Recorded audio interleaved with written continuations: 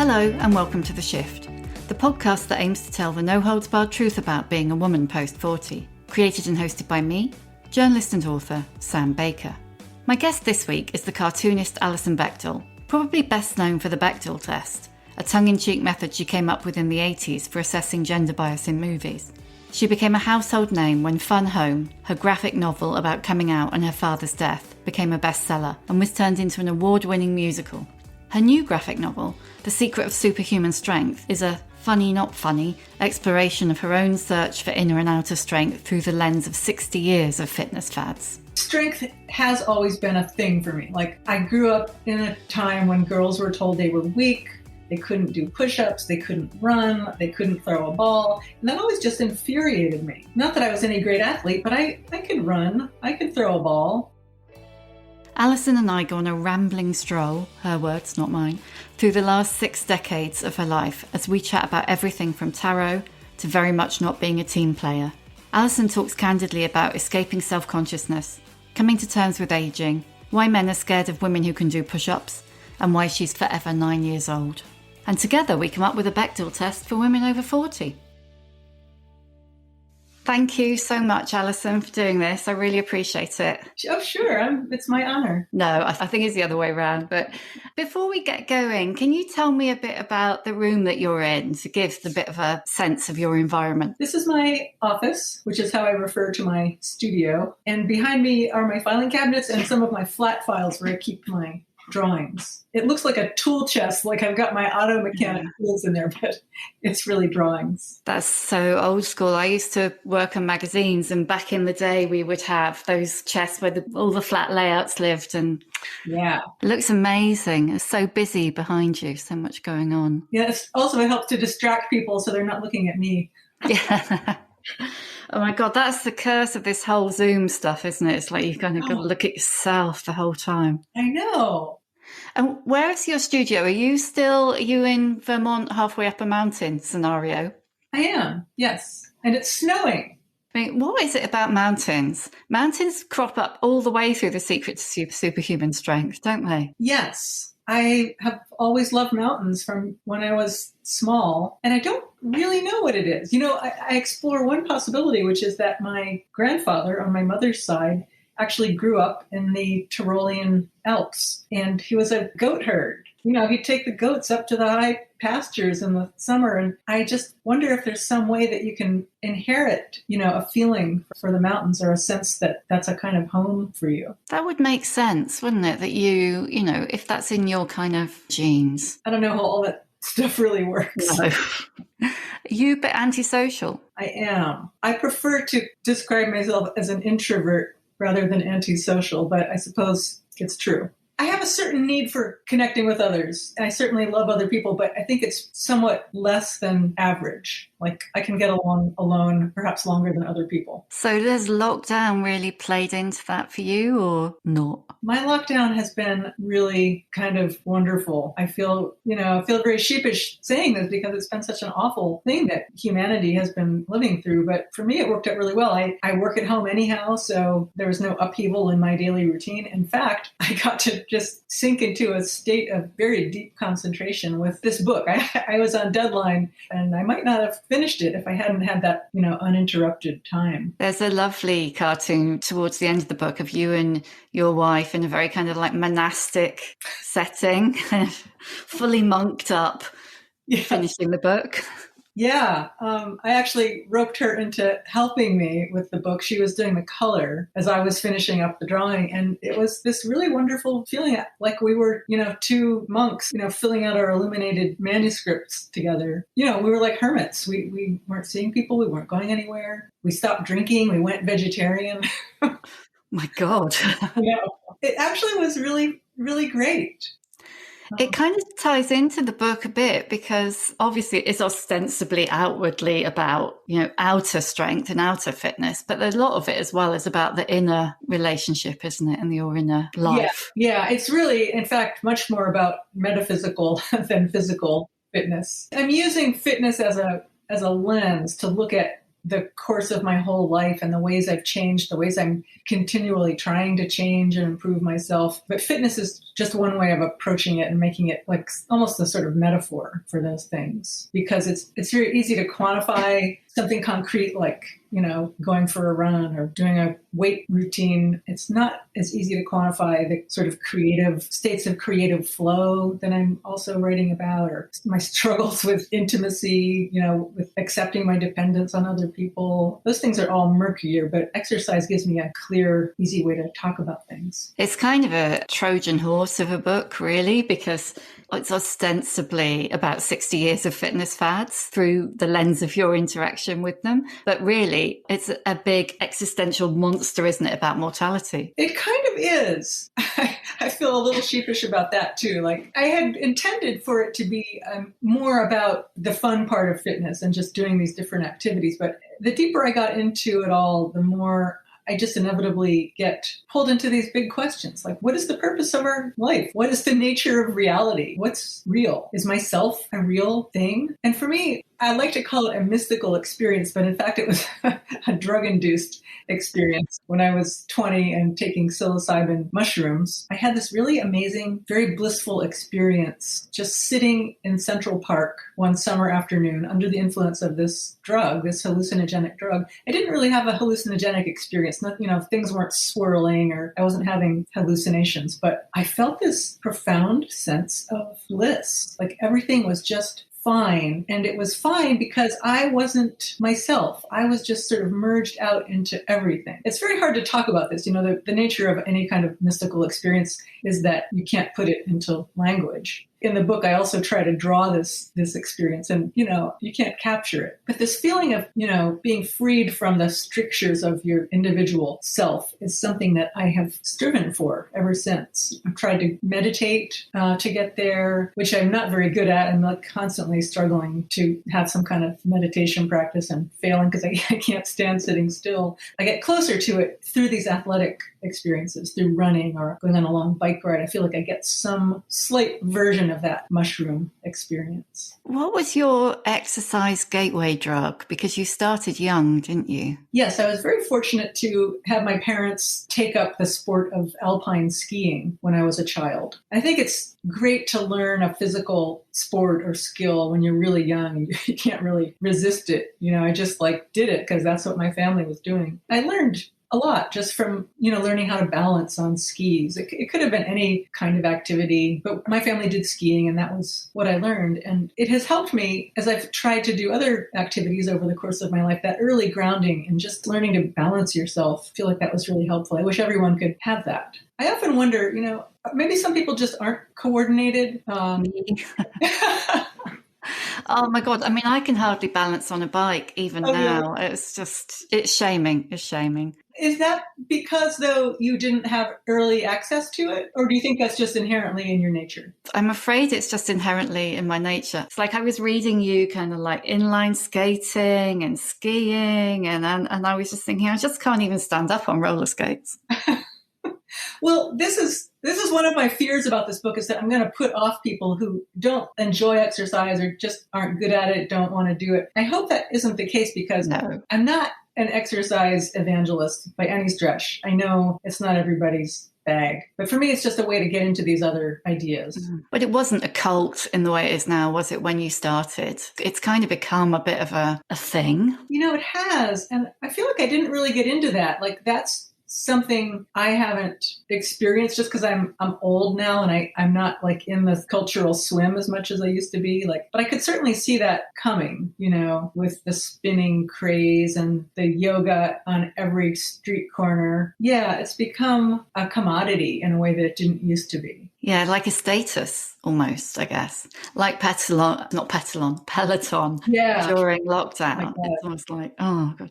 You haven't done that? I have not gone down the Peloton route, no. I mean, those things are crazy expensive. They feel cult-like to me. Although I guess they sold a lot of units during the pandemic. It's a way to be alone at home, but also connected to a community or at least to a trainer. Antisocial as I am, I would rather be in a room with other people, I think. Were you like a sporty, teamy kid? No, I wasn't, because that wasn't really the culture then. for girls especially, when I was a kid, there was really nothing. Title IX, this bill that got passed in 1972, was what really started to make the terrain fair for girls in schools. But I was already in high school by the time that really had any impact. I've never been a team kind of person, like a jock, as we call them here. I like doing these kind of solitary things. On a team, I'm quite useless. But as a lesbian, I did have to participate in a certain amount of team sports in my youth. I would play softball and I'd be in the outfield, which is the least far away as possible. Yes. Yeah. And I would just be terrified the whole time, like I was not going to do the right thing if the ball came to me. And I would be playing over and over in my head what I was going to do. It was really stressful. I'm not a jock.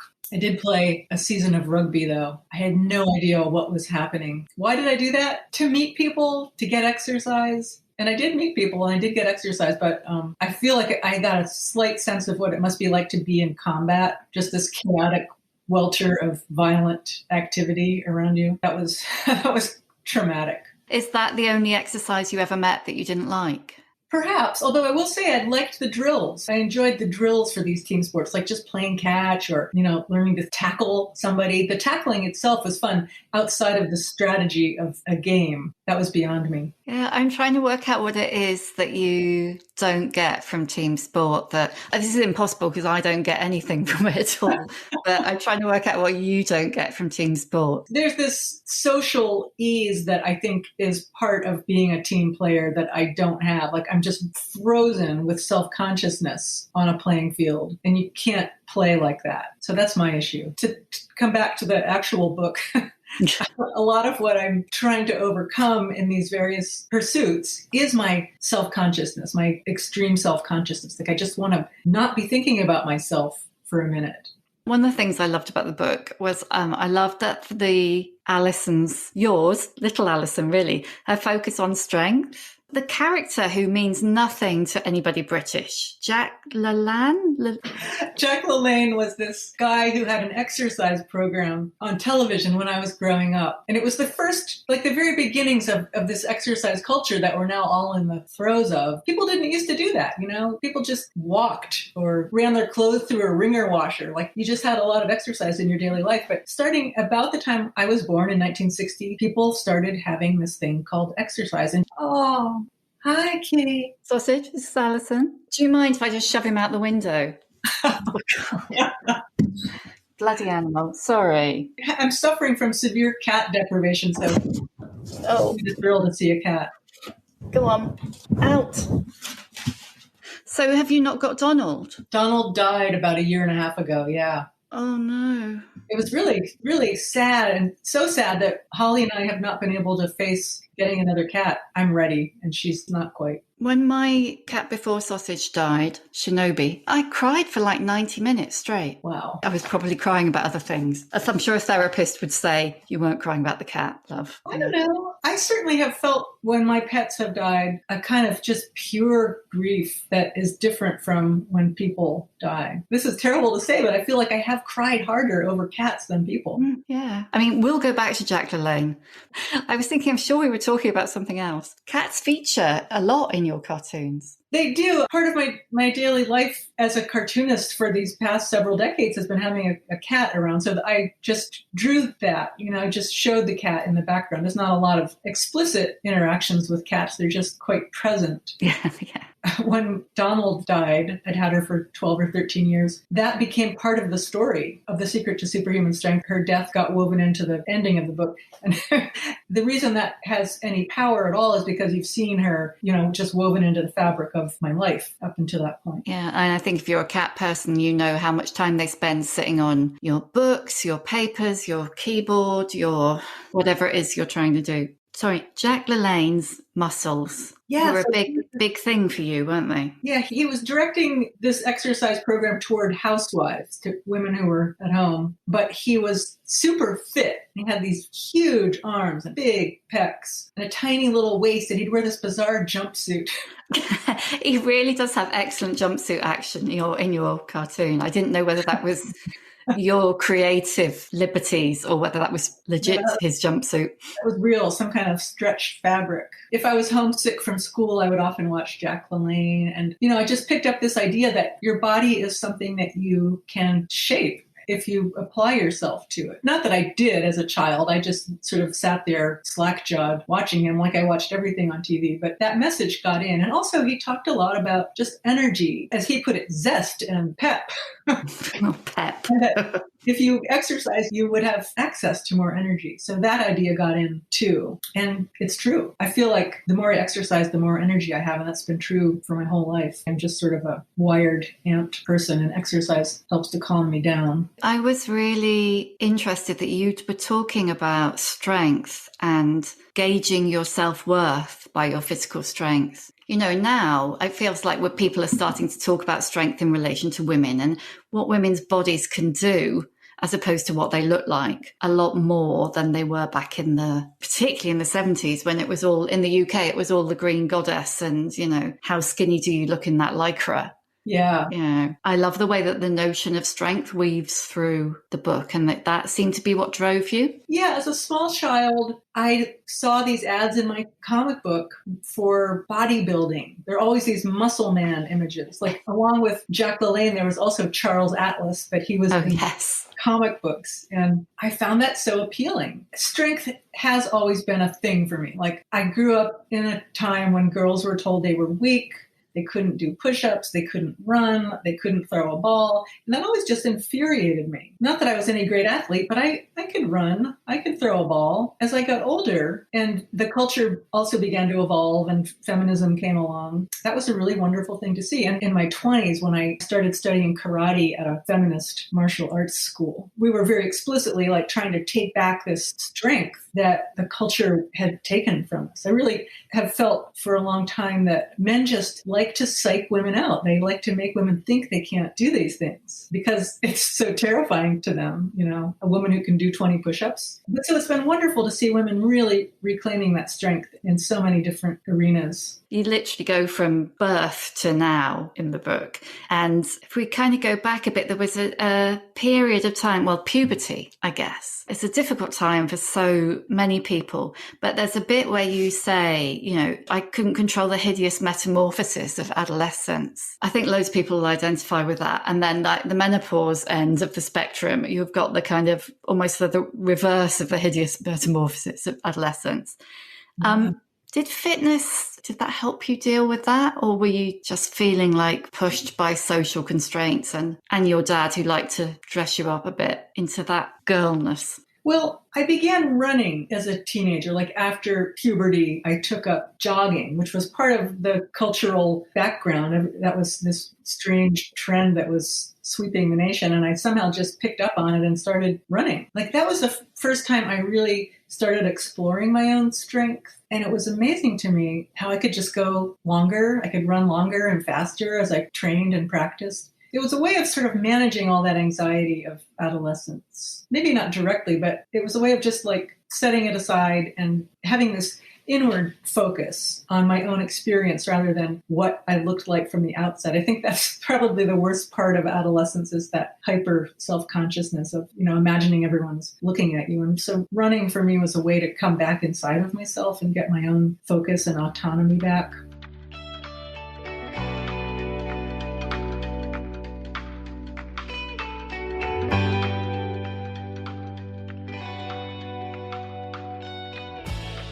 The whole arc of the book, it does follow my life in chronological order. And when I first held the bound book in my hands, that was sort of startling to me. Of course I'd seen all these pages, but I hadn't seen them in a flippable book format where I could watch myself aging as I turned the page.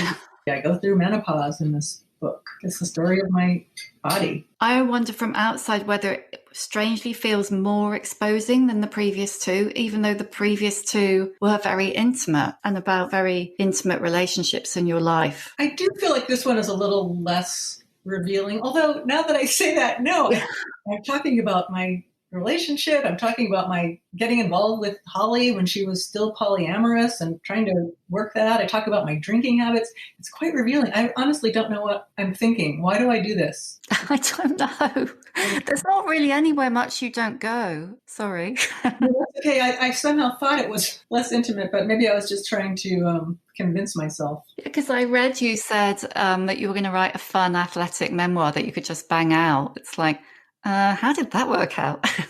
Yeah, that did not happen. Everything turns into kind of a big, in-depth project. Yeah, that's you, I guess. Yeah, it's the way my brain works. Like, I remember when they were teaching us about outlines in school, how to write down your thoughts before you write the paper. I could never grasp that. How on earth do you know how to make an outline until you know what you want to say? And how do you know what you want to say? That's my struggle with writing. I just have to kind of muck through a lot of stuff for a long time before I have any idea what I want to say. What's the process for you? Is it visual first and then you add some words, or do you do it the other way around? It is primarily words first. It's a kind of visual way of treating words. I write not in a word processing program, but in a drawing program in Adobe Illustrator. So when I'm writing, I'm actually looking at a grid on the screen, like of my page. So I'm placing text in a deliberate manner in panels. And as I do that, I'm thinking about what the pictures that accompany it are going to be. I was really struck in the 80s segment of the book, I guess, I don't know, were you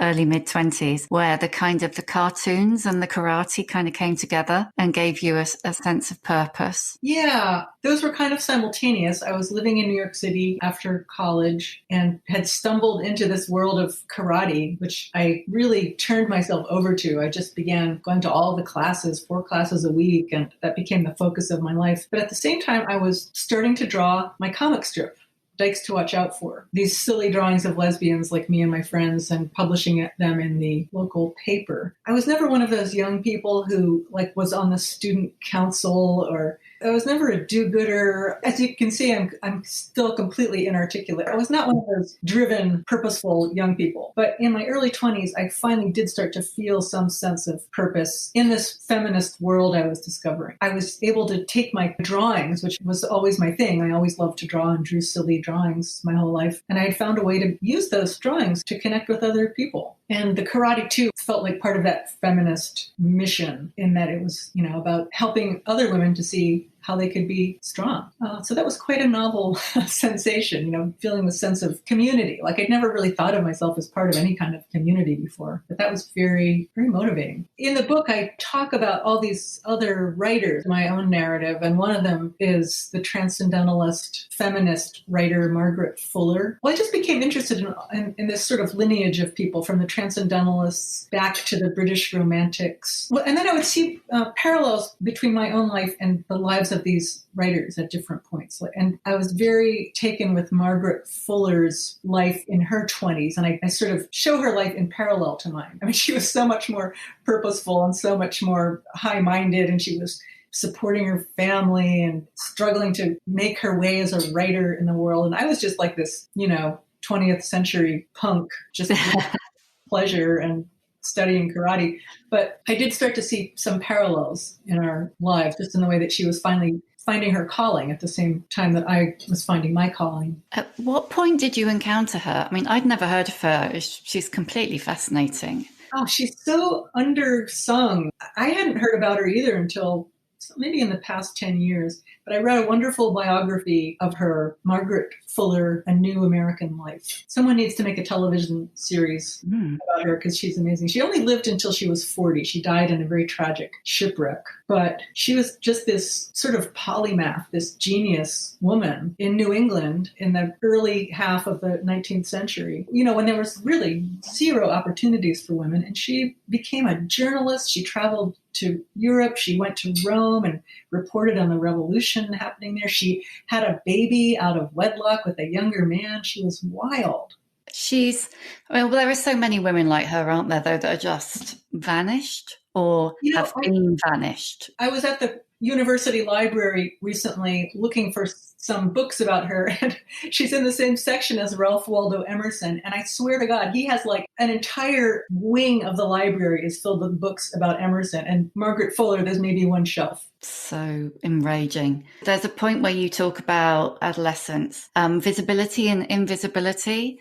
And so many women talk about becoming invisible as they get older, as they get into their kind of 40s and 50s and postmenopausal. But it just really struck me that actually we're not invisible. It's just the visibility we're afforded, is taken away. And that's like a male gaze thing. That's not what you're achieving. But I guess when they're telling the stories and deciding who gets the shelves in the library. Right. I've actually found it quite refreshing to not be visible. Yeah. It's so long since I've been harassed on the street. That's great. Everybody has that experience as a young woman, and it's like having that taken away is no pain, is it, really? Nope. I'm really enjoying this slim window before I get so old that people won't want to deal with me. But I feel like finally people are like actually treating me with some degree of respect. It's kind of amazing. That's really interesting. When did that start? I think when I turned 50. So it's been like 10 years now. I don't have much longer left, I don't think. Yeah, it's not long before you start Googling and you're getting pictures of old ladies and Stanner stair lifts.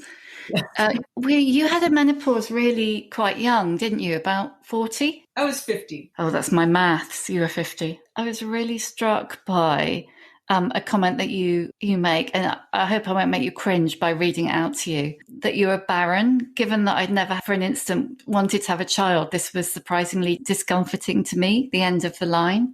That just struck such a massive chord with me. Can you talk about that a bit? Sorry. Okay, I'm not cringing. I wrote it. I'll stand by it. I never had that thing of wanting to have a child ever. It just wasn't part of my experience. It's sort of mysterious to me that so many people feel it so clearly as this imperative, but I never did.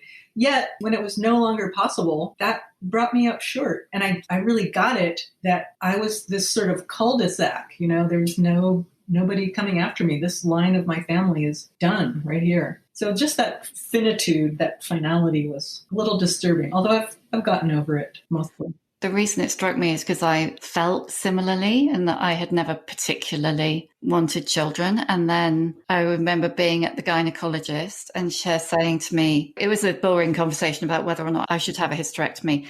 And she kind of went in there with the ultrasound and said, "Oh, no need, you're all out of eggs." Like I was a fridge or something.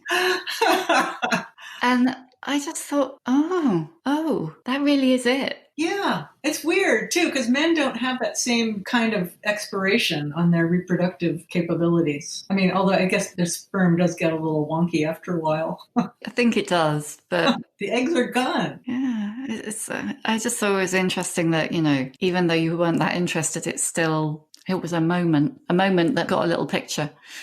As you've got older, how has that affected your attitude to exercise? I'm not sure. In some ways, the project of this book was to explore that very question, but I feel like I have sort of kicked it down the road. I thought I was moving toward this embrace of, my weakening body, my lessening strength, but I sort of got caught up in the last few years in running and pushing myself to run farther and more frequently and, in a way, kind of denying my aging. I certainly can't do what I used to do. So I'm facing that fact and I'm accepting it. It's a process. Just for so long, I identified as someone who had this boundless energy and could do whatever I wanted to do. And that's not really true. I can't just leap up out of my chair. My knees are so stiff. They need a second to adjust. There's all these little hitches and indignities that I'm learning to manage. I mean, I'm fine. I can't complain about my body at all. I've been very, very fortunate with what my body is able to do, but it's definitely aging. It's kind of annoying, isn't it? I want to age gracefully. I really want to be okay with it. I don't want to waste time feeling frustrated. It's inevitable. So just do it. Just accept it. I'm getting there. Before we go on to the kind of questions that I always ask, I just wanted to talk briefly about the Bechdel test. I'm sorry, you probably think one day I'll do an interview and that won't get mentioned, but this is not that interview. Okay. When you created it, I'm guessing in probably quite a throwaway kind of way in the 80s. Did it occur to you that either that it was going to resonate, but also that the cultural output would still be failing it 40 years later? I should say, I do feel like the cultural output is vastly improved, but yeah, it does still fail quite a bit. But no, when I wrote that cartoon in 1985, I had no thought of it doing anything, going anywhere. And I certainly didn't conceive of it as the Bechdel test, or this is my test, here, I'm putting my test out in the world. It was just some strange internet phenomenon that happened like 20 or 30 years later when younger women, I think film students, found that comic strip, and it just spoke to what they were struggling with in film school to get their stories sold. So it's been weird having that attached to my name, but I kind of like it. It's kind of cool. If you were to do one now for kind of a slightly older women, say women over 40, 50, what do you think it would look like? Wow. When was the last time you saw two women over 50 talking to each other in a movie? Never. And it wasn't about grandchildren. Right. That would be a great test. Just, specify the age. Everybody says, oh, Grace and Frankie, but that's it. That's the one. Yeah, that's true. That's a good show. Yeah, it's like that, or Golden Girls, and that's your lot. Okay, what is your emotional age? You mean like what age have I been frozen at for my whole life? Yeah, that's actually a much better way of putting it. I think maybe 8 or 9. That's a point in my life when I was most purely myself. Is that what you're asking? Is that a thing? Do you know what? I don't know. For me, I think I actually feel most comfortable in myself around about now, so early 50s. That's very mature of you. Well, either that or it's that I've just been running around for the last 30 years trying to be what everybody else wanted me to be, maybe. There's a thing in Glennon Doyle's Untamed about us all losing our sparky little girl selves around about 8 or 9. So it's interesting that you pick 9. Yeah, I do feel like it's connected with, slowly moving into puberty and adulthood and having to start accommodating people. But yeah, I feel like at that age, I just was very much myself, inhabiting myself and not thinking about myself from the outside in, but just fully autonomous. It's really interesting. I have spent the rest of my life since that point trying to get back to that state. In Zen, beginner's mind it's a great gift because you have no expectations. Everything's possible. Once you become an expert at something, you get all bogged down in trying to do stuff. And the challenge then becomes how to let go of all your expertise and attain that openness of beginner's mind. So I feel like that's a kind of lifelong adventure I've been on, trying to get back to that state. How close are you to that state now? I have glimpses of it more and more. I think, if you're really going through your life intentionally and dealing with your issues and problems head on, that is something that happens, that there is an ease that starts to come, a relief from self-consciousness, and a way of just being able to be your pure self without thinking too much about how you're appearing on the outside. I hope that's true. That's my fantasy anyway. Is there a book that's meant a lot to you or that you push on people or has had an impact on you? A book that I came back to as I was working on this book was Adrienne Rich's book of poetry, The Dream of a Common Language, which I sort of read as a young person, although I didn't really understand it. So it was really wonderful to come back to that with several decades more of experience under my belt and really grasp a little more what she was talking about. But that book is also just a really wonderful example of self-transformation. It was a book she wrote after coming out as a lesbian, and it was her first publication after that point in her life. She had this very conventional career and marriage up to that point. So it was very brave of her to do that at the time. This book came out in 1977. But I'm just very aware now of how much that book made possible for me and for women like me. What advice would you give younger women?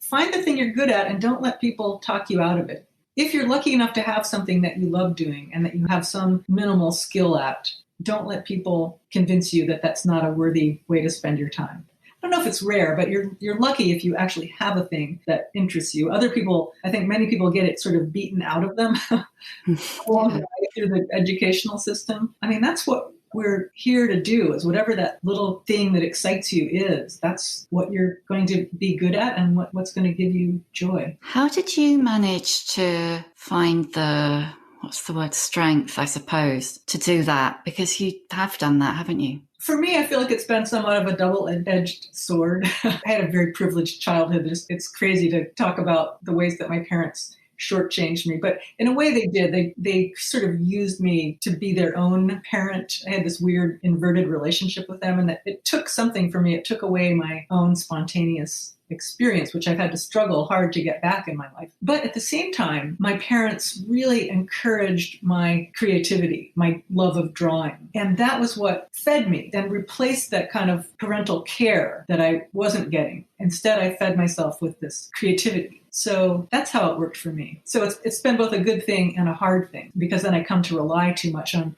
my creativity to be everything, and you still have to have a life, apparently.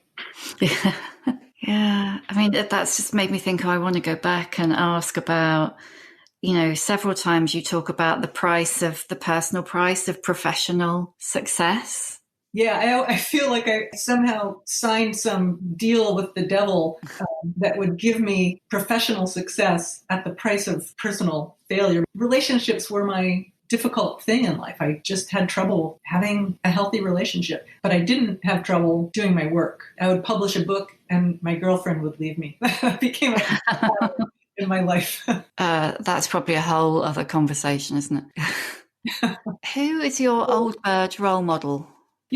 I've been following the production of a documentary about this wonderful woman, Sally Gearhart, who just turned 90, a lesbian activist who lives in California. And she was quite influential on me as a young dyke. The book that made me come out, that made me realize I was a lesbian, was called Word Is Out. It was a book about a documentary film, like it was just a book version of this film. And she was one of the people profiled in it. And she was just so funny and wise and smart and out and open about her sexuality. And that was really cool to see as a kid. And she also wrote this book that I got later called The Feminist Tarot. I went through this phase of doing tarot readings and stuff. And she wrote that book, and it was very funny and just sort of brought me into this lesbian feminist world. And anyhow, I'm going to pick Sally Gearhart, who just turned 90. She sounds brilliant. Yeah. And I'm just thinking about the tarot, and I'm surprised. How long did that last? I will still pull that deck out on occasion. Your eyes are widening. Yeah, I am you've got to come over here and bring the deck. I am a lesbian after all. It's just part of my history. What's your superpower? I can take any compliment and turn it into an insult in a nanosecond. That's a very good superpower to have. I'm sorry. No, I think thousands of listeners are identifying wildly. And last one, how many fucks do you give? 0. Absolutely 0. Is that a new thing or a lifelong project? It's more aspirational. I was just trying it on for size. I can't tell you how many people say none and then immediately backtrack. Well, it depends on what you mean. I mean, of course, I give a fuck about everything. I want to save the world, but I don't give a fuck about what people think about me. Again, that's my hope. I'm getting there. That's brilliant. Thank you so much. Thank you for all your time. Thank you, Sam. This was lovely. What a lovely, rambling little stroll we've had. Thank you for listening. You can hear a new episode of The Shift each Tuesday on Acast, Apple Podcasts, Spotify, or wherever you get your podcasts. If you like what you hear, please do rate, review, and follow, because it really does help other people find us. And if you'd like to know more about my own experience of shifting, my book, The Shift, How I Lost and Found Myself After 40, and You Can Too, is out now in paperback. See you next time.